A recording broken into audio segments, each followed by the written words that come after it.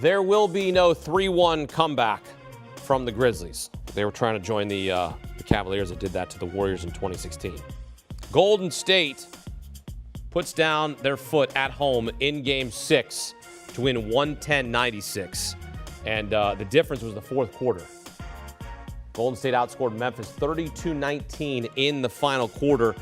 Steph Curry bounced back in a big way in this game. He goes for 29 points, 11 of them coming in the fourth quarter. Also got 30 from Klay Thompson as the two Splash Brothers combined for 59 points in the victory. Of course, no Ja Morant in this game for the second straight game. Look, a valiant effort by the Grizzlies in Game 5. They led by as many as 55, and they embarrassed the Warriors. And look, to do that for a second game in a row is really difficult to do. But look, give credit to the Grizzlies. They were 21-6 without Ja Morant coming into this game, now 21-7. And look, I mean, a heck of a season for the Grizzlies. Look, if Ja Morant is healthy in this series, maybe a different outcome. But credit to the Warriors for taking care of business on their home floor. Now they sit and wait to see who they'll play in the Western Conference Finals. Phoenix and Dallas going to a Game 7. All right, let's welcome in former NBA Coach of the Year Avery Johnson. As a player, helped the Spurs win a title in 1999. The Golden State Warriors take care of business on their home floor. They close out the Grizzlies. And Avery, really came down to that fourth quarter as they outscored Memphis 32-19. Steph Curry had 11 of his points in the fourth quarter, 11 of his 29. Klay Thompson goes for 30. What'd you see from the Warriors down the stretch?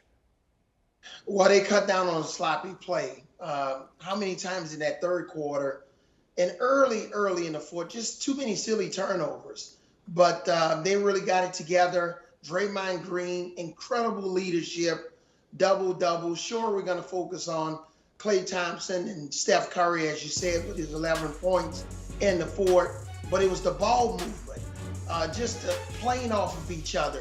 But Draymond Green, his assists, especially in transition, Draymond Green with a huge double-double. Wiggins with some big three-point shots. Klay Thompson with some huge three-point shots. And basically the Warriors won this game from behind the three-point line, making 23s. They just let it fly. They attempted 53 threes and made 20 of them. But just a total team effort. But while we talk about guys like Klay Thompson and Steph Curry, it's the others. It's the other guys like Jordan Poole, Draymond Green, Wiggins offensively and defensively, Draymond with his defense and rebounding ability, ball movement and facilitating. Just an incredible win for the Golden State Warriors. Yeah, Steph Curry and Klay Thompson combined for 14 of the 20 made threes. Klay Thompson with 8 three-pointers in this game. He was just feeling it, looking like Klay of old as the Splash Brothers lead Golden State onto the Western Conference Finals. When you look at this team and how they responded after getting absolutely embarrassed in Game 5, what did you learn? What does it say to you about Golden State coming back and getting a decisive win here in Game 6 to close out Memphis?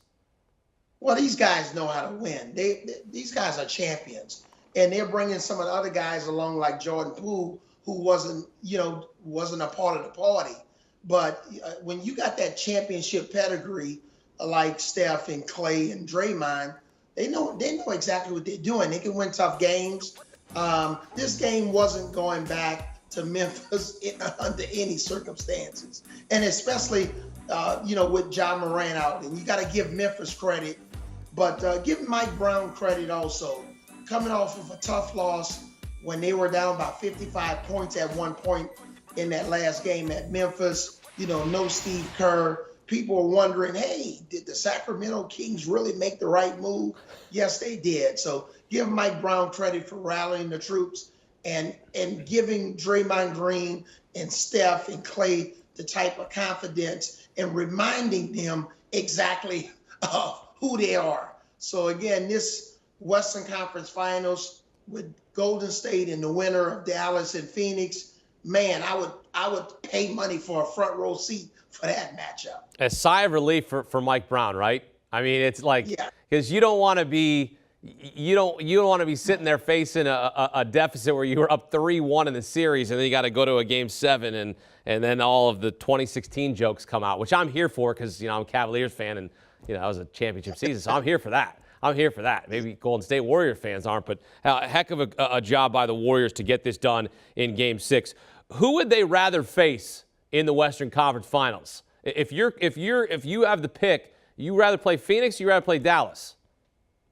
Well, I think they would rather have a situation where both of those teams would withdraw from playing in the Western Conference Finals. I don't think they want to play any of them. But I think at the end of the day, they would rather play Dallas because, Phoenix is a team, that went to the finals last year.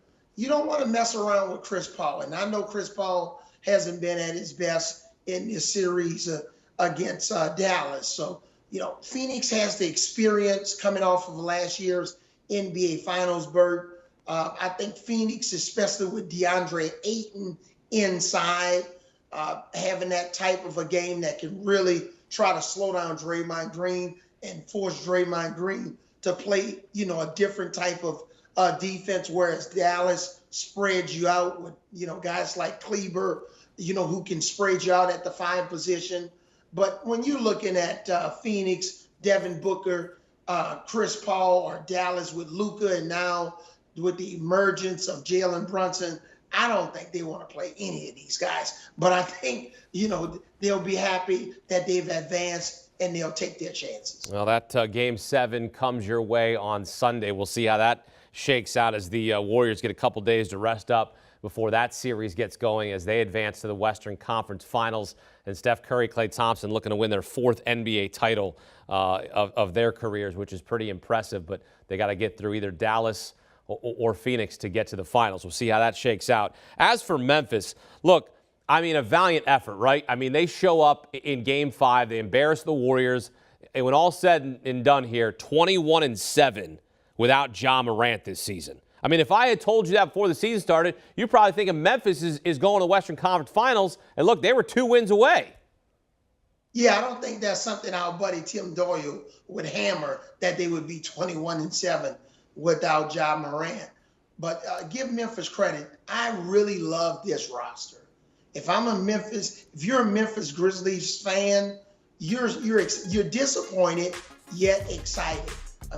Dillon Brooks, Bane, obviously Ja Morant, Jaren Jackson Jr., he grew up, especially when he stays out of foul trouble. They have the depth, on the bench. I really like this team. They made some threes tonight. So if I'm looking at this roster, with Jones, Steven Adams gives them some size, DeAndre Milton, this is a team that just needs to simmer a little bit more. They need to grow. Now they've advanced a little bit further. You add Ja Morant back in the mix.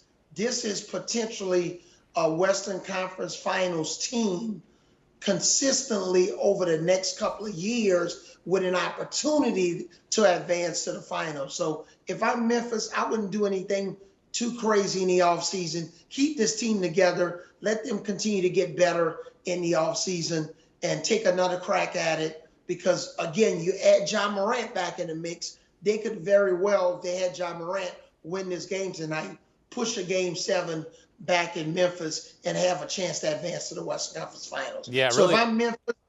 if I'm Memphis, I have really good problems compared to a team like a Philadelphia 76ers. They don't have the same problems. You had to take a shot at the 76ers there, huh?